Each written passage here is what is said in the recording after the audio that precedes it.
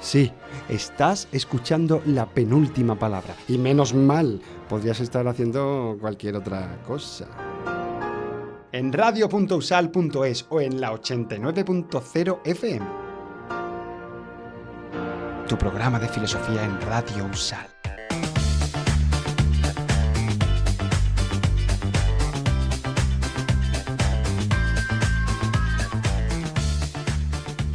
Buenas tardes, Sergio.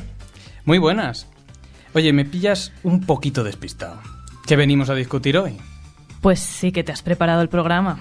La verdad es que no ha sido fácil elegir de qué vamos a hablar, después de tantos programas de La Penúltima Palabra. A ver, si no nos callamos ni debajo del agua, no se nos estarán acabando los temas de conversación. No, tranquilo. Hemos hablado de un montón de cosas, pero también hay muchas otras que no hemos dicho. De hecho, hoy trataremos temas que solemos esquivar. Hablaremos de lo que normalmente callamos. ¡Qué misterioso! Hoy, en La Penúltima Palabra, hablamos del tabú. Comenzamos. She was part of the Air Force, I was part of the band. I always used to burst into my hand. And my imagination. Muy buenas. Tenemos aquí a nuestros dos invitados de hoy. Por un lado, Domingo Hernández Sánchez, profesor de Filosofía en el área de Estética y Teoría de las Artes. ¿Qué tal, Domingo? Hola, buenas tardes. Un placer estar aquí con vosotros. Es un placer para nosotros. Y bueno, Ana León Mejía, profesora de Sociología en la USAL. Muchas gracias por venir. Hola, ¿qué tal? Buenas tardes. Para comenzar con energía el programa de hoy, vamos a cambiar el orden de lo que venimos haciendo en los distintos programas y comenzamos con un pequeño juego. Es nuestra propia versión del juego de mesa Tabú, creo que lo conoceréis.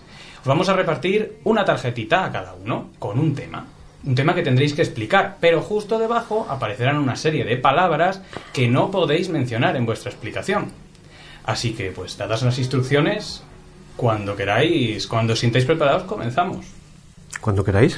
Bueno, Venga. Tendréis 45 segundos. Venga, 45 segundos. Creo que os tiene que sobrar con eso. Y pues tenemos aquí un invitado también hoy que es este pollo, que está vigilante para cuando mencionéis una de las palabras que no podéis decir. Así que no sé, cuidado, no falléis porque... Se puede enfadar mucho. Sí. ¿Cuál de vosotros quiere empezar? Vale. Ana, vale, pues Yo soy muy te mala en doy- estos juegos, pero bueno, haré lo mejor posible. te doy tu tarjeta y tienes 5 segunditos para mirar más o menos cuáles son las palabras que no puedes mencionar y las que tienes que explicar, así que pues cuando quieras puedes hacer la explicación. Uy, qué difícil esta, ¿eh? Es algo que no suena así como exótico de fuera, tiene que ver con la humanidad. Cuando está de manera multitudinaria, en sitios muy verdes con muchos árboles, y también lo asociamos a algo muy, muy antiguo o muy primitivo. No sé si con esto... Yo soy muy mala jugando al tabú, ya lo veis. No, a mí me pillas un poco verde. Es algo que le gusta mucho estudiar a esta gente que le gusta entender del mundo de lo humano. ¡Ay! Ay, Ya me cola una palabra. Es que era complicado, ¿eh? ¿Cuál era? ¿No tienes una opción así por tirarte un Que triple, sea un- Domingo? Hombre, sí, pero humano no se podía decir. No. No, No me tiro triple, ¿eh? Anda. ¿te No, tiras triple? no. No eres valiente. No para- soy valiente, soy Vale. cobarde. Iba a decir una chorrada. Bueno. No, a ver, no. Oye, si no es un tabú... Lo solemos imaginar con taparrabo. Esto va a sonar muy políticamente incorrecto. Bien, es que de eso trata hoy. Venga, decírnoslo ya, venga. Era tribu. Era tribus. Es que esta pista se me ocurrió al final. Pero es que hemos quitado de todo. Sí. Sí, estaba difícil, ¿eh? Yo estaba pensando un tabú.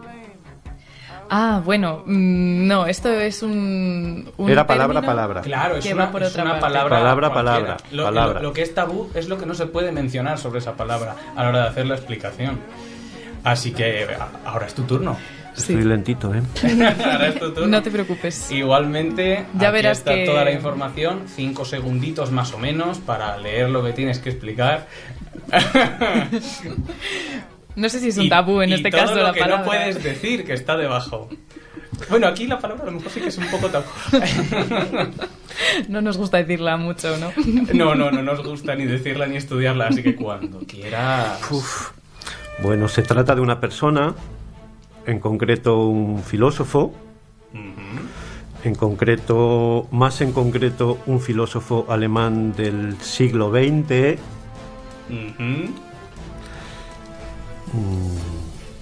Digamos que muy afín a los judíos no era, excepto a alguna judía. Excepto. Vale. Ya Es más difícil, también. ¿Eso es todo? Aún te quedan 10 segundos. Sí. No puedo decir palabras en alemán, ni obras, ni nada. Hombre, es alguien que es un ser Hegel. que vive en el tiempo. Hegel, ¿no? Esto es trampa, ¿eh? Esta ya no Esta se me ha escapado ya. Es que... Es que, como sabemos que te encanta este señor. Sí, hombre, yo he sido bastante claro en las palabras, ¿eh? Sí, no. Sí, sí. Ha sido cuidadoso, meticuloso. Pero hemos escogido este tema. Vale. Aposta para ti. A partir de este momento no diré ni una sola palabra que tenga que ver con la filosofía. Ay, no. Tampoco es eso. Ay, pues... Este era el juego para romper el hielo, Vale. ¿no? Para que ya no haya más tabús entre nosotros de aquí a los 45 minutos restantes. Bueno, creo Pues que no ahora- hemos dado la respuesta. Claro, de es este cierto. último. Es aunque no sé si va a aclarar mucho al oyente nuestra respuesta, pero sí. Ana, tú tienes... Hegel. No. Casi. Casi. Pues entonces no. Es Heidegger. Ah, Sí. vale. Era Heidegger. Sí. Eso Otra es de verdad, las H's sí. alemanas. Que Estaba nos así, encanta. sería el tiempo. Si yo el libro lo conozco, lo tuve que estudiar también en filosofía. Pero no bueno. me lo han dejado decir. Por suerte, por Una desgracia. desgracia, ¿eh? Y por eso me salía el año siguiente. No me extraña. Bueno, pues con todo esto, ahora sí, vamos a hablar sobre tabúes en la penúltima palabra. Así que seguimos.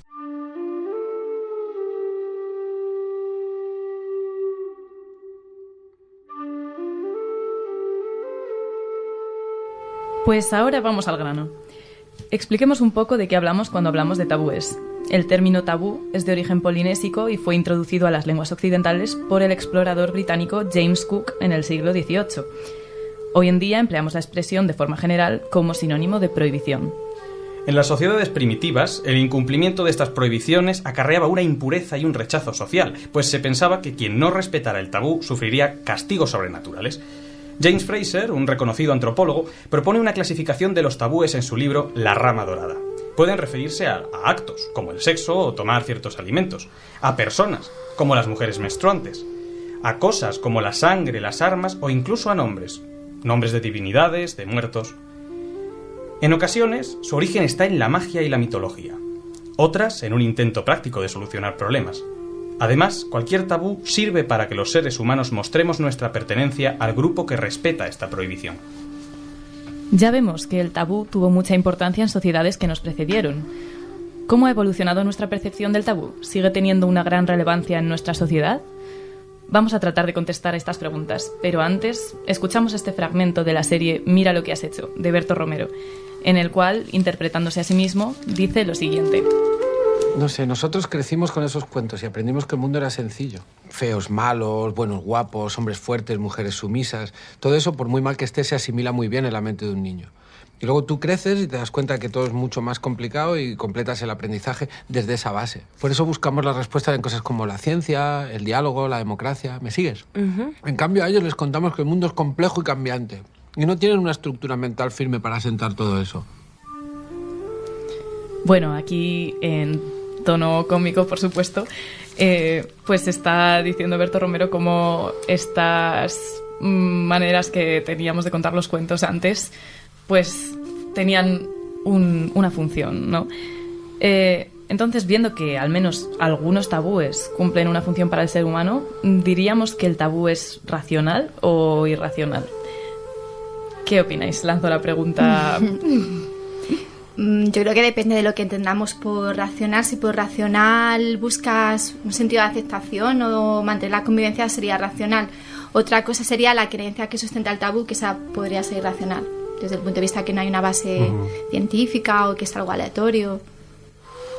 Hombre, yo creo que racional es todo siempre. Si fuera irracional no habría un pensamiento, una creencia. Yo creo que lo verdaderamente importante del tabú es distinguir, como decía Ana, dos cosas. Una, un concepto más serio, más religioso, psicoanalítico, misterioso, que tiene que ver con los ancestros, que tiene que ver con la antigüedad, etcétera. Y luego otro que a mí me interesa más y que podemos hablar luego, que es casi la versión contemporánea, ¿no? Eso cuando decimos algo del tipo, eso es tabú. Es decir, la versión light, la versión de lo que no se puede hablar.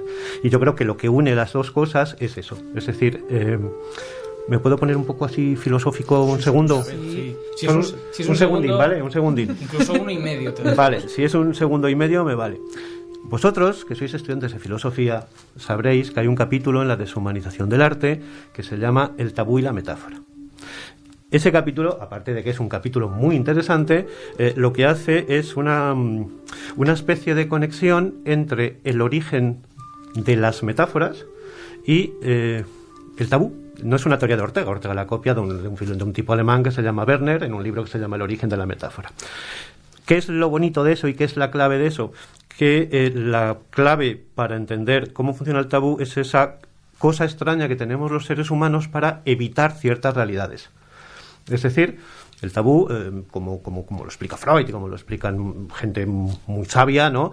Pues en el fondo empieza con el miedo, empieza con el terror. Es decir, hay cosas que no se pueden tocar, hay cosas que no se pueden nombrar, sea porque son sagradas, sea porque son completa y absolutamente necesarias para la supervivencia, sin más, ¿no?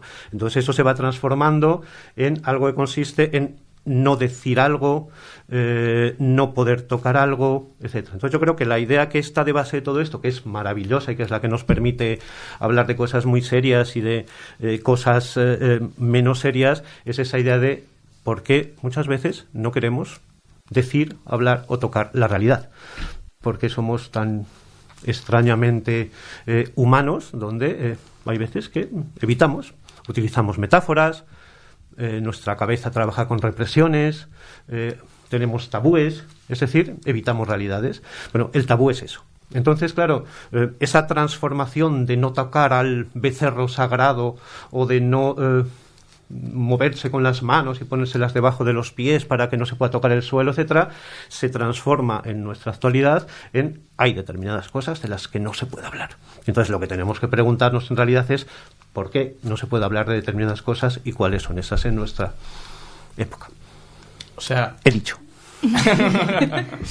El punto sería entonces que partimos siempre de lo necesario y poco a poco se va abstrayendo, ¿no? O sea, partimos de que sea tabú. Tampoco es lo necesario, pero por ejemplo, es un ejemplo que he mencionado antes, ¿no? Las mujeres menstruantes. Que siguen siendo tabú en muchas culturas y han sido tabú, pero diríamos que prácticamente en todas. Es por el contacto quizá a lo mejor del masculinismo central, el hecho de que ese fenómeno que era extraño, ¿no? Y que se consideraba aberrante seguramente para muchos hombres, pues fuese de repente dejado a un lado, se las ordenaba alejarse, ¿no? Entonces partimos casi de esa noción tan básica y luego vamos abstrayendo. Esa es la idea. Correcto, sí. Se trata de aquí lo que está en juego es una extraña dialéctica entre lo misterioso y por tanto muy alto y lo prohibido. Es decir, entre lo sagrado y lo más cercano pero que no se puede tocar. Entre lo más asqueroso y lo más sublime. Precisamente eso es lo que señalaba Freud, ¿no? Como le mencionabas antes, pues que tiene un carácter ambivalente de lo impuro y lo sagrado. Correcto. Y las dos cosas están ahí en el tabú. Y quizá, claro, precisamente esa misma prohibición es lo que nos genera como a veces un deseo inconsciente muchas veces de entrar en contacto con ello. Entonces, sí, es verdad.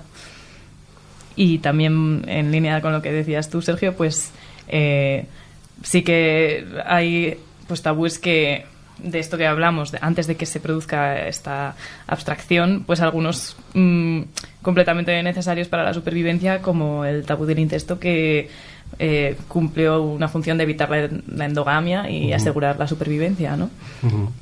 En la medida en que cumplen esa función, ¿podríamos decir que son justificables desde el punto de vista antropológico? Ana.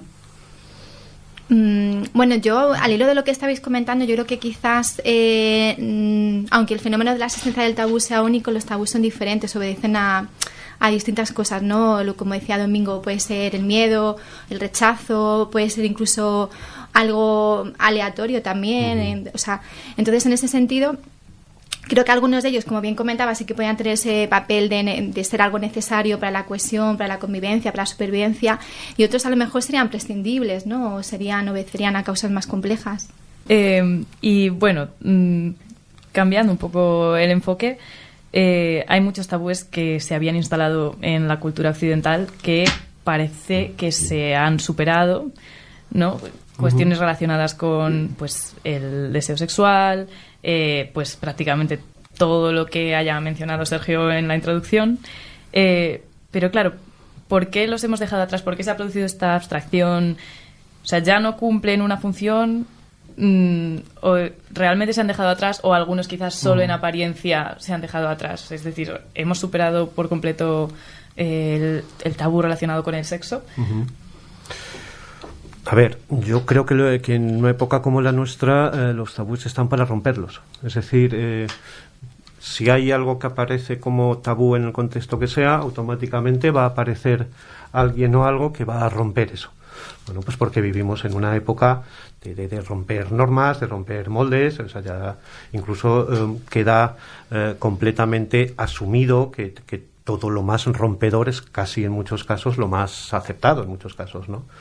Pero claro, yo creo que hay una idea más general de fondo. O sea, yo creo que el tabú va asociado de un modo u otro, como comentabais Ana y como comentabais vosotros, a elementos como el misterio, como el rito, como el ritual, como los símbolos, etcétera.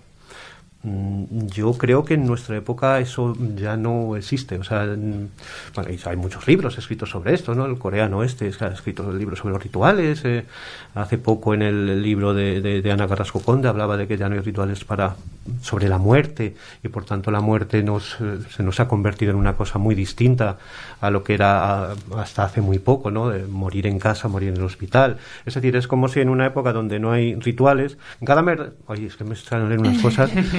Gadamer decía aquello de que vivimos en una época muy pobre de símbolos, una época que no permite símbolos, ¿no? Y lo decía el creador de la hermenéutica, ¿no?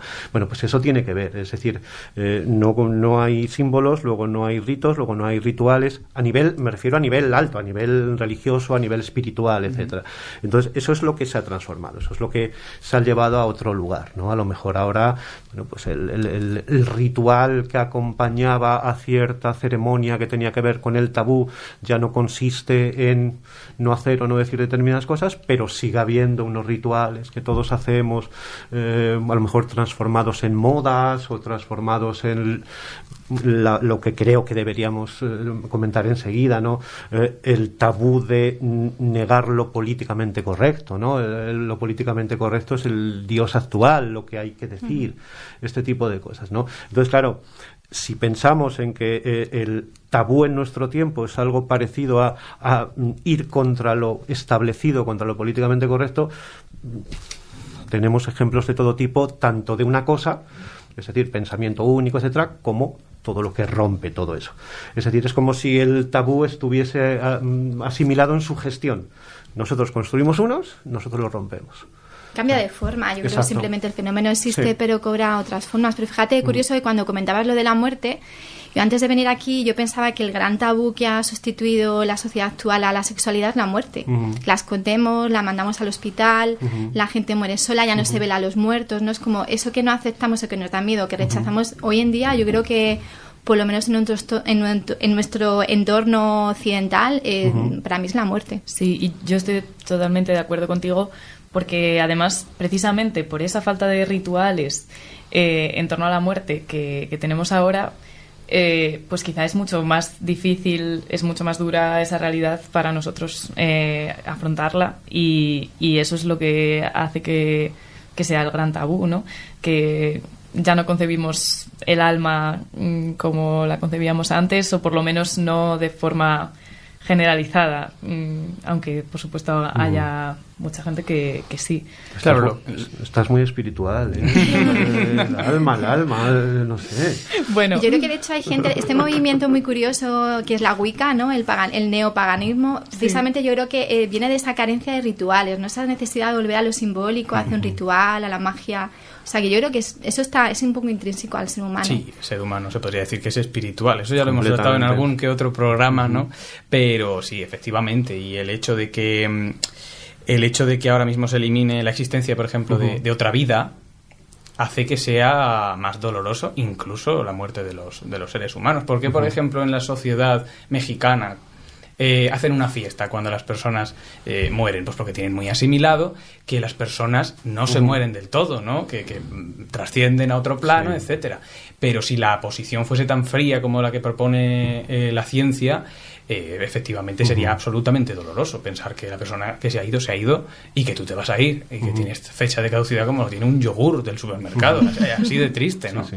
Entonces sí, es una eliminación paulatina de la espiritualidad, pero que, como bien dice Ana, siempre el ser humano intenta agarrarse. O sea, quizá a lo mejor elimina una espiritualidad concreta, qué sé yo, la cristiana, que nos ha venido impuesta por tradición, pero se agarra a otras. Porque necesita consuelo, claro. Claro, pero no olvidemos que toda creencia en la actualidad se convierte en algo que forma parte de un mercado de creencias, donde hay una especie de... por decirlo así un poco a lo bruto, que la cábala judía de Gerson Scholem y de toda la tradición talmúdica, etcétera, se ha convertido en la cábala de Madonna y compañía. O sea, son cosas distintas. O cuando hablamos de la muerte como tabú, pensadlo también no solo a nivel del que estamos hablando, sino a un nivel social. No olvidemos que acabamos de pasar una pandemia donde se escondían a los muertos, no olvidemos nunca. Que parece, mira, este es un tabú, de la pandemia no se habla. Sí. Es decir, parece que no ha ocurrido, o que ha ocurrido hace mucho y es antes de ayer. Las cifras se ocultaban, claro. Entonces, claro, tú dices, ¿por qué? Bueno, pero hay causas positivas para no fomentar la alarma social, etcétera, pero por el otro lado no conviene mostrar a nuestros muertos y recordar las imágenes, ¿no? Imágenes sin cadáveres. Sí. Claro, pero es muy curioso, ¿no? Porque en la sociedad actual sí que se hacen tabús algunos temas, como este, por ejemplo, de los muertos durante la pandemia, pero solo hace falta ver las noticias un día para ver que solo se habla de crímenes, violaciones, guerras, robos y más, que son tan terribles como hablar de muertos, ¿no? Entonces se hacen tabús algunas cosas selectivas, sobre todo las que dependen del poder político, yo creo, más como en el caso de la pandemia. Más que algunas cosas, la representación de algunas cosas. O sea, las cosas están ahí, todos lo sabemos, y nos pueden contar muchas cosas que puede que sospechemos de que no son ciertas, pero lo que no se puede ver, por así decirlo, es la representación de determinados elementos. Tú puedes... se transforma en cifra el cuerpo, se transforma en dato o en algoritmo algo que es muy real, este tipo de cosas. Es decir, yo creo que donde más está el tabú hoy es en el lenguaje y en la imagen. Sí. Y no precisamente en el arte, que esos no tienen mencionabas ningún con la corrección política, totalmente. Correcto. De acuerdo. Sí, ahora ya no es que no se puede hablar de muertos, sino que si hablamos de un número duele menos, ¿no? Es una suavización. No es lo mismo. Sí. Y estos tabúes, no tanto los actuales, sino los de unos siglos atrás, que nos parecen que quizá eran una imposición muy rígida y muy respetada, pues realmente era así. Es decir, parece que, pues esto que hablabas tú ahora, Domingo, de lo que hay o lo que estamos representándonos, ¿no? Es decir, por ejemplo, pues precisamente con cuestiones relacionadas con el sexo, que decíamos que era el gran tabú hace unos años, pues todas esas cosas se hacían y no se decía, o realmente esta prohibición tenía un efecto en las acciones. Hombre, yo no lo sé, yo nunca he hecho nada malo, ¿no? Pero, Nadie, ninguno en esta mesa. Somos santos y santos. Por supuesto. Todo se ha hecho siempre y la realidad en el fondo cambia poquito en las partes principales, ¿no? Otra cosa es que en determinadas épocas haya una representación de ellas u otras, o que unas afloren de un modo u otro, o que determinadas conductas sociales hagan que determinados elementos funcionen de una manera, pero eso lo saben los grandes escritores, los temas humanos, la vida, la muerte, el sexo, poco más.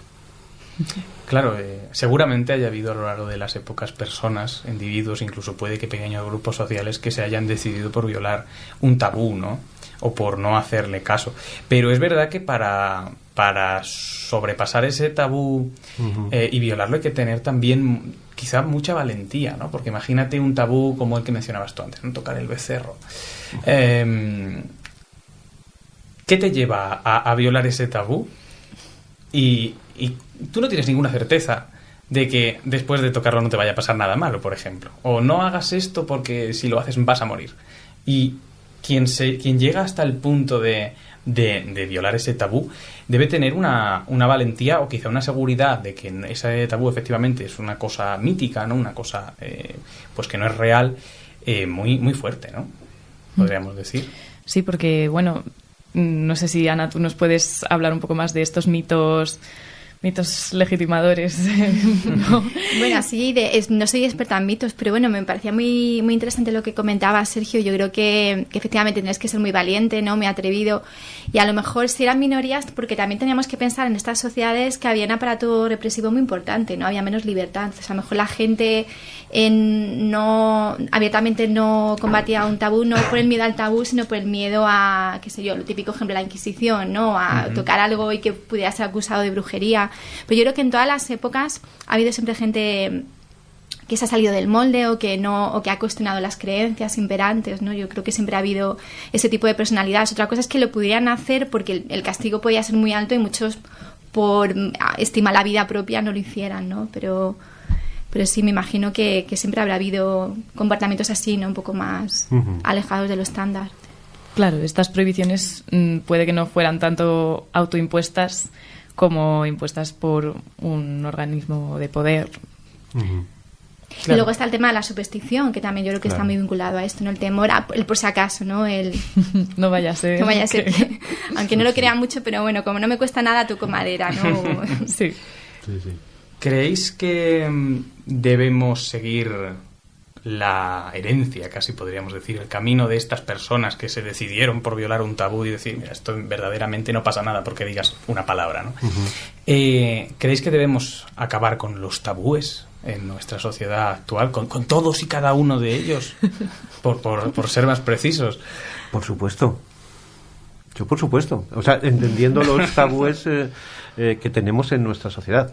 Es decir, yo creo que ahora mismo, sea la corrección política, sea determinados elementos que en determinadas partes no se pueden, no quedas bien decirlo, no quedas bien comentarlo, sobre todo un miedo lingüístico. Entonces, incluso últimamente una de las palabras de moda es cancelación, ¿no? Que sí, que si no sé qué, ¿no? Bueno, todo eso son formas de una especie de, en mi opinión, ¿no? De restos de casi culturas ancestrales, ¿no? Con las que hay que acabar. Claro que se puede hablar y que hay que, o sea, el contrario del tabú es la libertad, sin más, en determinados contextos, y eso hay que fomentarlo siempre. Además, yo me dedico a la estética y la teoría del arte. En mi ámbito no existen los tabúes, existen los delitos, por así decirlo, pero no algo que no se pueda romper, por supuesto. Y en la tradición igual. Tú piensas que en épocas, por llamarlas de alguna manera completa y absolutamente mojicatas, te aparece un sade, o en otras te aparece, es decir, siempre existe esa idea de romper, por así decirlo, lo establecido. El misterio es una forma de lo establecido. Sí, yo estoy de acuerdo con Domingo totalmente. Se entiende como libertad. Y fijaros, cuando también estaba un poco preparándome o pensando en temas así relacionados con el tabú, encontré una investigación muy interesante relacionado con el cáncer, ¿no? El cáncer como tabú, ¿no? Antes hablábamos de la muerte, la gran enfermedad que yo creo que a todos nos da miedo porque la vamos a encarar, la hemos encarado, nos va a afectar directamente o a través de nuestros seres queridos, es el cáncer, ¿no? Y fijaros, el rechazo, la no aceptación o querer mirar para otro lado hace que mucha gente no vaya al médico, no quiera hablar, o sea, no quiera ni oír hablar y hasta el extremo de poner en peligro su vida por no querer ir al médico a hacerse análisis, ¿no? O sea, fijaros lo peligroso que puede ser tener un tabú, ¿no? En determinadas ocasiones. Claro, esos son tabús casi autoimpuestos, ¿no? Sí, tienen que ver con ese rechazo, lo que decíamos, que puede haber distintos orígenes o causas que explican el tabú y cuando hablamos de rechazo, miedo, te pueden jugar una muy mala pasada, como en este caso. Sí, son efectos pues muy reales de algo que pues al final eso es una creencia que a veces no sabemos muy bien cuál es su origen. Bueno, y ya por cerrar quizá un poco este bloque, así especulando un poco. Especulando más todavía. Claro, todos estos tabúes de los que somos conscientes quizá no son como la forma más auténtica de un tabú, ¿no? Puede que haya otros tabúes de los que ni siquiera nos percatamos, claro, que no llegamos a pensar en ellos o a hablar de ellos como estamos haciéndolo ahora mismo. Quizá esos son los tabúes más tabúes de todos. Es que no somos conscientes, sin duda. Hay una cosa, si os fijáis, de todos estos que estamos hablando, tanto los más serios y los menos serios, siempre hay algo que está como de fondo, que es el cuerpo. Es decir, hemos hablado nosotros de la muerte, la enfermedad, la menstruación, lo asqueroso, etcétera. Es como si toda esa parte de rechazo en alguna manera tuviera que ver con el cuerpo. No deja de ser, es un poquito sospechoso, sí, ¿no? no hemos hablado de lo escatológico, que es otro gran tabú. Es verdad. Sí. Que a los niños, por cierto, les encanta mucho, les hace mucha gracia, ¿no? Cuando lo rompen, claro. Porque ellos, como no tienen muchas limitaciones, lo hacen más a menudo en ciertas cosas que nosotros. Claro, ¿no? Por ese lado no vamos a ir. Pues no vamos. Pues no vamos. Entonces lo que hacemos es un pequeño alto en el camino, si queréis, para introducir pues todos los temas que nos quedan por tratar y seguir hablando de aquello de lo que no siempre podemos hablar. Dentro música.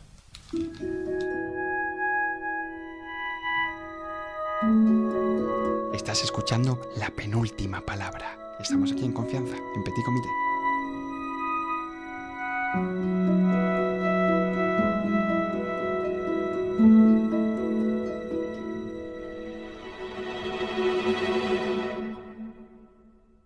Una pareja se encuentra en un banco. Ella está sentada mientras él camina de un lado a otro buscando explicaciones. Acaba de escuchar a su esposa recitarle a su amante una lista de guarradas que le gustaría hacer y se lamenta de que tras muchos años de matrimonio jamás había hecho esas cosas con él. Es una escena de la película Nuestros amantes, de Miguel Ángel Lamata. Y entonces María se pone a decirle la lista de guarradas que quiere que le haga. ¿Sabes cuántas habíamos hecho ella y yo? ¿Todas? ¡Ninguna! ¿Se lo pediste alguna vez? ¡No! ¿Por qué? Pues porque pensé... Pero no pienses tanto, tío. Porque pensé que lo consideraría una falta de respeto por mi parte. ¿Seguro? Pero quizás esa falta de respeto por tu parte la habría puesto a 1500. ¿A qué eso no lo pensaste? Yo no podría pedírselo. No me saldrían las palabras ni aunque tuviera a Truman Capote soplándomelas al oído. Él no podría pedírselo, se lamenta. Y es que hay cosas que no compartimos ni con aquellas personas con las que lo compartimos casi todo. La escena sigue y es en ese momento cuando ella, desde aquel banco, le pide que juegue un poco, que se atreva a meterse en la piel de Charles Bukowski y le pida, como si ella fuese su esposa, todas aquellas cosas que le habría gustado hacer en la cama. Tenemos que hablar. No me molestes, Charles, estoy leyendo la Biblia.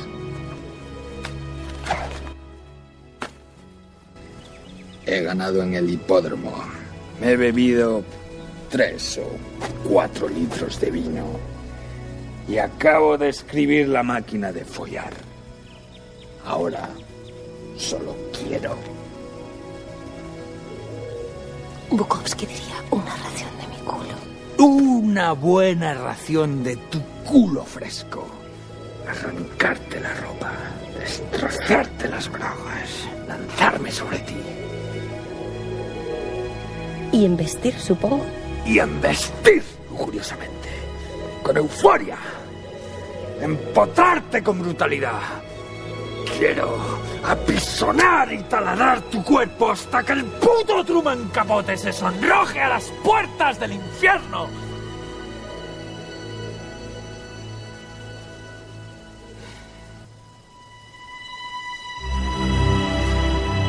Seguimos hablando sobre tabúes en la penúltima palabra y lo hacemos de la mano de aquello sobre lo que no somos capaces de hablar ni en nuestros círculos más íntimos.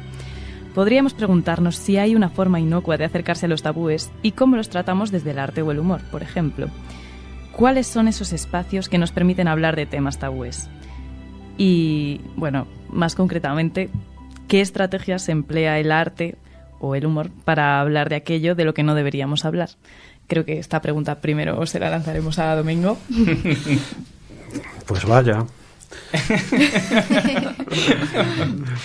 Pues a ver, estrategias muchas. Para empezar, vosotros habéis mencionado el humor, como estaba aquí, pero fijaos que es un tipo de humor concreto, no es un humor para todos los gustos, ni es un humor, por así decirlo, popular. O sea, aquí estamos en un humor intelectualizado, por supuesto. O sea, para entender la gracia de todo esto, para empezar hay que saber quién es Truman Capote, quién es Bukowski y quién es eso. O sea, ya partimos de ahí. Luego, además, no olvidéis que están temas concretos que han sido categorías de la historia del arte, la abyección, el arte contemporáneo de los últimos años, en una de sus partes, en una de sus digamos, de sus perspectivas, lo que hace es tratar constantemente el tema de la abyección a partir de Kristeva, el tema de lo real a partir de Lacan, y entonces todo se llena de las galerías, sobre todo en los años 80, 90 del siglo XX, se llenan de excrementos, se llenan de sangre, se llenan de todo tipo de cosas asquerosas, ¿no? Con una serie de motivos, por supuesto, de ruptura de una serie de tradiciones. También no lo olvidemos, todo eso llama mucho al público. Es decir, en una sala de exposiciones, en una galería o en una exposición, se va a entrar sobre todo en aquella sala donde ponga prohibidos niños, ancianos y enfermos de corazón. Ahí vamos todos directos, ¿no? O sea que también esto es generar una atracción. Recordad, por ejemplo, aquella exposición en Inglaterra, Sensation, con los jóvenes artistas británicos, ¿no? El Papa al que le cae un meteorito, la carne del otro, la no sé qué. Es decir, es simplemente, en muchos casos, algo que el sistema pide, se puede llevar hasta cierto punto, y cuando llega a cierto punto se comienza a rebajar o se hace de otra manera. Humor, arte contemporáneo, todo tipo de gente muy graciosa. A mí me caen muy bien. Ana. Sí, yo estoy de acuerdo en líneas generales, y yo creo que el arte y el humor en el día a día, yo creo que son los grandes refugios para vencer estos tabúes. Y claro, pues pensando en este punto hasta el que podemos llegar, nos preguntábamos si hay algunos temas que no podemos tratar ni tan siquiera pues desde ese espacio artístico o humorístico en concreto. Pensábamos en algunos ejemplos de cancelación a humoristas que han sucedido recientemente y han sido muy sonados, como el caso de David Suárez, que bromeó con el tema del síndrome de Down, o el de Iggy Rubín, que hizo pues un chiste sobre Ortega Lara, y pues ambos casos se han llevado a juicio. Es decir, que hay una serie de consecuencias muy reales derivadas de hacer humor en este caso. Y bueno, antes de comentar esto, vamos a escuchar al propio David Suárez opinando sobre el tema. Lo que a mí me flipa de dedicarme a esto es que precisamente no hay nada más igualitario que reírte de todos sin excepción. Del fuerte, del débil, del listo, del idiota, de las minorías, de los privilegiados, de los que no tienen razón, de los que tienen razón, de los azules, de los rojos, de los grises y de los de en medio. Precisamente no hay nada más democrático que la comedia, porque es una hostia que ataca a todos por igual, sin excepción. Pues compartimos esta opinión. Sí, a ver, yo en principio siempre es un debate que yo me he planteado muchas veces cuando han surgido polémicas, ¿no? ¿Dónde está el límite? ¿Está ahí un límite? Yo no lo tengo claro, y si viera algún límite, porque tendería a decir que no, pero si viera algún límite sería en la violencia o en la incitación pura y dura al odio, ¿no? Yo creo que eso sí podría ser un límite, pero claro, también de nuevo es peleagudo, ¿no? Porque cómo se interpreta, desde qué sensibilidad se interpreta, una sensibilidad liberal, educada, democrática, a lo mejor no se ofende, Pero una personalidad más conservadora, más rígida, se ofende por cuestiones que a uno le puede parecer totalmente banal, ¿no? Entonces, creo que es algo muy difícil de regular, que yo misma muchas veces me he planteado con estos chistes. A mí, por ejemplo, no me pueden hacer gracia, pero creo que no lo regularía, no lo prohibiría, ¿no? Pero si hay una apelación a lo de la violencia, pues quizás ahí me plantearía si eso sería censurable, ¿no? No sé, es complejo. Sí, la verdad que es complejo. No, pero es complejo, pero muy interesante, por una razón muy sencilla, porque aparecen muchos temas mezclados. Entonces, si tuviésemos mucho tiempo y pudiésemos permitírnoslo, pues tendríamos que decir, oye, vamos a ir por aquí, vamos a ir por allá, porque si no, me explico. A nivel artístico, y eso lo sabéis, porque os doy mucho la paliza con eso, no hay que, la ética y la estética no tienen nada que ver. Eso es así, es decir, puede haber un gusto estético de elementos repugnantes a nivel ético-moral, y lo sabemos desde gran parte de nuestra tradición artística, estética, literaria, etcétera. Eso por un lado. Pero luego entran cuestiones muy concretas, por ejemplo, lo legal. Si es un delito, no es un delito. Es decir, si un artista introduce un perro en una sala de exposiciones y lo deja morir de hambre por lo que sea, pues eso es un delito del mismo modo que si lo haces tú. Otra cosa es que dentro de su constitución como obra de arte pues tenga un sentido, tenga otro y demás. Luego también, ya menos serio, luego está el mal gusto o el buen gusto, ¿no? Yo creo que, por supuesto, el cómico, el humorista puede hacer chiste de los que le dé la gana, pero sabe o tiene que saber a quién se dirige, cómo y dónde.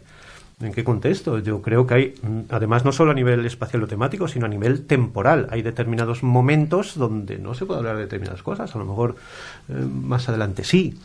Es decir, que que yo en principio estoy de acuerdo con que se haga humor de todo, pero en el momento en que nos salimos del humor, ya no jugamos con las reglas del humor, jugamos con las reglas de los jueces, la policía, el gusto social, etcétera.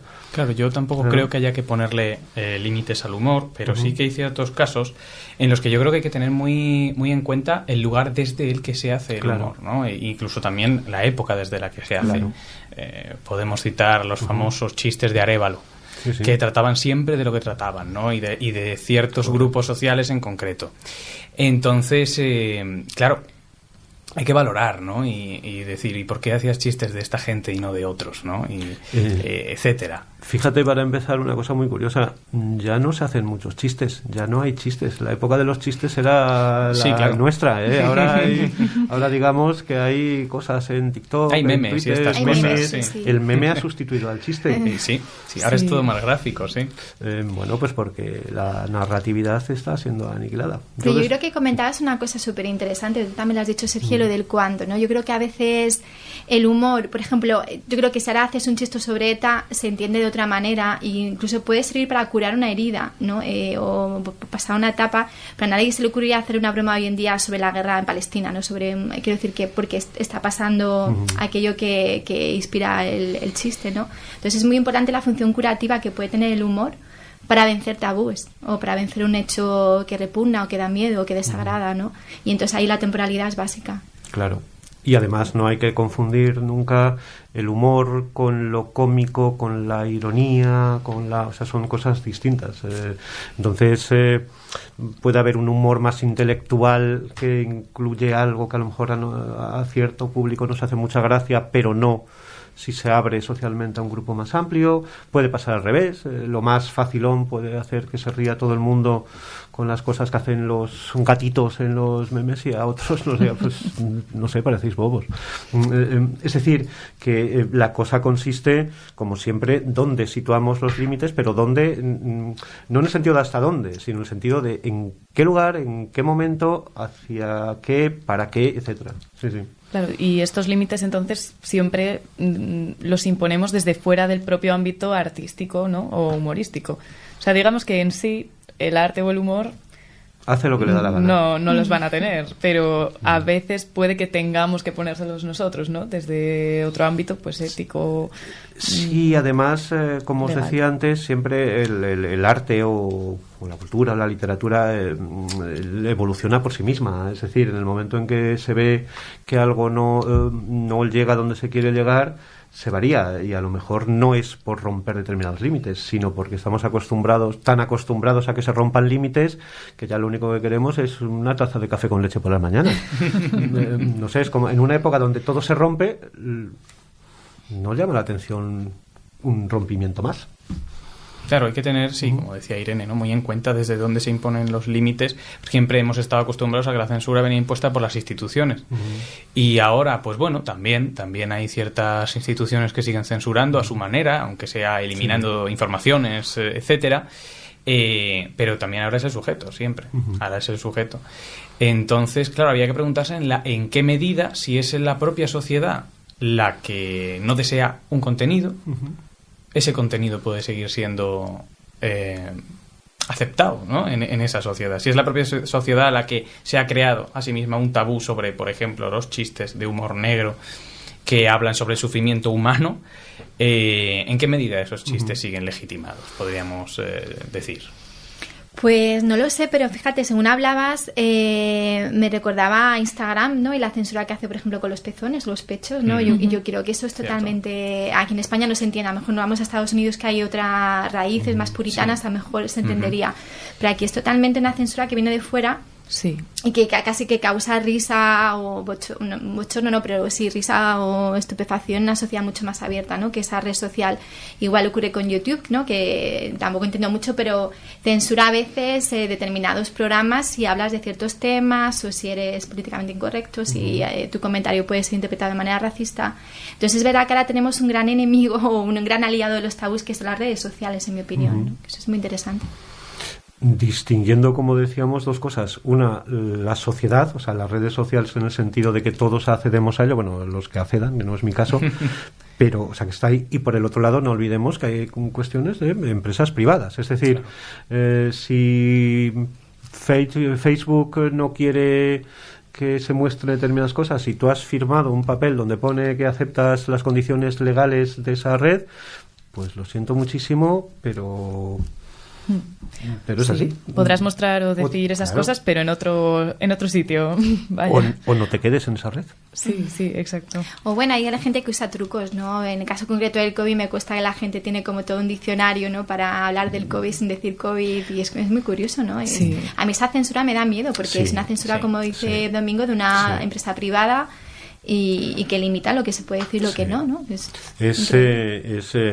Como comentabais, la censura nos la hacemos nosotros, o sea, somos nosotros los que decimos de esto no se puede hablar, cuidadito con esto, etcétera, etcétera. Y luego, pues, determinadas cosas que siempre en aparecer, determinadas... O sea, es que ya hay dichos, ¿no? Te pareces más que a una serie de Netflix para ver lo políticamente correcto. Es decir, todos sabemos que va a suceder en una serie de Netflix, pase lo que pase y haga lo que haga. Es decir, es como si hubiese un discurso de lo que no se puede decir y otro de lo que esto es lo que hay que decir. Y entonces en el medio estamos los demás. Sí, es la Biblia, la Biblia contemporánea, ¿no? O sea, en el medio estamos los demás y no sabemos ahí muy bien si decir algo o si no decir. Yo por eso siempre estoy haciendo... ¿Y qué podemos ver, ¿no? Porque aquí también tenemos un tema muy interesante, el caso de Joel Peter Witkin, ¿no? Sí, bueno, nada, simplemente pues Joel Peter Witkin es un fotógrafo que pues tiene una obra que ha generado mucha controversia, pues porque ha incluido partes mutiladas de cadáveres en su fotografía, y pues para muchas personas eso resulta inaceptable. Nada, yo me preguntaba si esto podría estar fuera de los límites, ¿no? Si es demasiado para nuestra sensibilidad. Vuelvo a lo mismo, a nivel artístico no. Otra cosa es como efecto estético, con un ejemplo muy sencillo, ¿no? De lo que queremos hablar es del cadáver, por ejemplo. Queremos hablar del negocio de los cadáveres, o queremos hablar del cuerpo y el cadáver, el tema es el cadáver. ¿Cómo es más, por así decirlo, interesante estéticamente? En una obra donde aparecen un montón de cadáveres, o en una obra donde lo único que hay es un vapor que tú tienes que saber que está hecho con el agua con el que se lavan los cadáveres de Ciudad de México. Es decir, estos son obras reales, ¿no? Entonces tú entras en una y ves un montón de cuerpos, y entras en otra en la que lo que estás viendo es los restos que deja un cadáver. Estéticamente, ¿cuál es mejor? ¿Y cuál causa más efecto? El que no muestra, el que te hace que tú muestres. Con ejemplo de series de televisión, cuando hablamos del cadáver, ¿qué mejor hablamos? ¿Con una peli de zombies o con aquella maravilla que no sé si habéis visto y que si no estáis obligados a ver, que se llamaba A 2 metros bajo tierra, la serie de los hermanos Fincher, es decir, dos que tenían una empresa maravillosa de funerarias, ¿no?, donde aparece el cadáver constantemente, algo maravilloso. Entonces, evidentemente, un tratamiento de la muerte hecho desde ese lugar es mucho más estética, política, social y éticamente provechoso que otro que simplemente muestra directamente algo. Ahí ya también va sobre gustos estéticos, ¿no? Sí. Si tú quieres un acceso directo a lo real o quieres un acceso indirecto a determinadas cosas porque lo crees más interesante estéticamente. Sí, yo estoy de acuerdo. Además, yo creo que si tú tienes una sensibilidad que crees que te va a herir determinados contenidos, yo creo que no vas a la obra, y la obra tampoco te la van a introducir en un telediario de manera que tú la veas sin querer. O sea, quiero decir que en ese tipo de arte la gente que va o que compra un libro, que va a una exposición, sabe un poco a lo que se enfrenta, ¿no?, y su sensibilidad, si va a ser herida o no. Y luego es muy interesante, yo ahí ya no tengo ninguna formación en estética, pero según hablaba Domingo me recordaba una escena de una película que, como soy muy mala con los nombres, no me viene, que hay una escena final brutal, ¿no?, de violencia, y lo que hacen es apagar precisamente el sonido, ¿no? Se queda, es un recurso, ¿no?, cinematográfico. Entonces, es la escena en silencio, tiene un impacto mucho mayor que si estuvieras escuchando el grito demoledor, ¿no? Entonces, es verdad que depende de para qué se use el arte, pues tiene un efecto u otro, pero si la preguntaban más por ¿es desagradable y hay que censurarlo? Yo creo que no, a menos que sea algo que... Y yo creo que más censurable es el telediario, donde a veces sí que te meten contenidos que tú no quieres, te meten de repente una dosis de violencia, sí, muy explícita. Muy explícito. Bueno, quería que escuchásemos también pues un fragmento otra vez de David Suárez, que al final pues da mucho juego con el tema del humor negro, interpretando al personaje Vincent Finch. Yo, por ejemplo, nunca seré racista. ¿Por qué? Porque me tiro a este tío. Es mi billete hacia la tolerancia, mi certificado de respeto a la igualdad. Por eso puedo hacer algunos chistes, como por ejemplo, ¿cuántos negros hacen falta para pintar una pared? Depende de con qué fuerza los tires. Oh, Dios mío, ¿qué es lo que he dicho? Arrésteme. No, no pueden. ¿Por qué? Porque después de todo estoy saliendo con un negro. Vincent 1, Hitler 0.